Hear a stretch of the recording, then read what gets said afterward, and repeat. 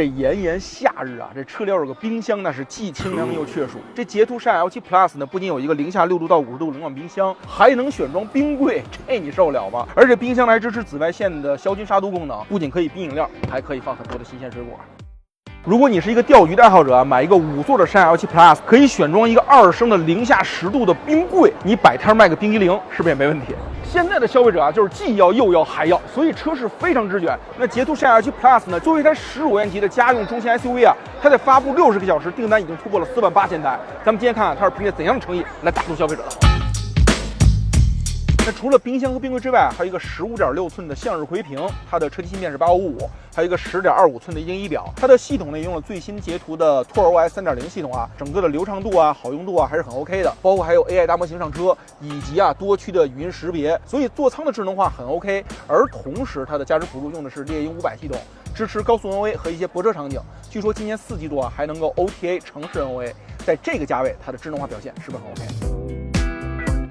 那既然是家用中型 SUV 啊，舒适度是我们最在意的。这个车全车座椅啊都是电动调节，这个第2排座椅呢有加热功能之外，还支持一个131度的无极的角度调节，而想进入第3排还有一键进出功能，非常的方便。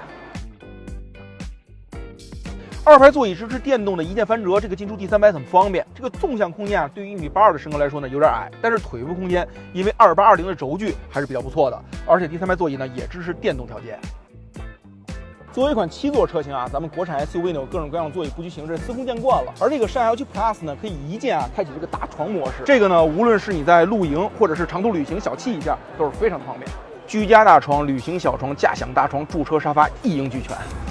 动力总成呢是鲲鹏超能混动 CDM 系统啊， 1.5T GDI 的发动机加上 P1 和 P3 电机，综合功率呢265千瓦，扭矩呢530牛米。而电池呢用的是一个32.66地带的磷酸铁锂电池，纯电续航里程220公里，综合续航里程1700公里。主要这个纯电续航啊，日常超过200公里，一周充一次电没有任何的问题。为了保证出行安全，山海L7 Plus 还采用了盘式车身，86%的高强度钢加21%的热成硬钢，最高强度达到1500兆帕，车身扭转刚度达到了25000牛米每度。此外，23排座椅的靠背还使用了高强度钢板，可有效防止追尾时的硬物穿刺。山 L7 的指导价呢是11.99万元到16.19万，超级置换价能再便宜1万元。所以你看啊，现在15万元的家用中型 SUV 真的非常的卷，它可以变成旅行小房车，还有各种各样的丰富功能，也难怪啊60个小时定出了48000台。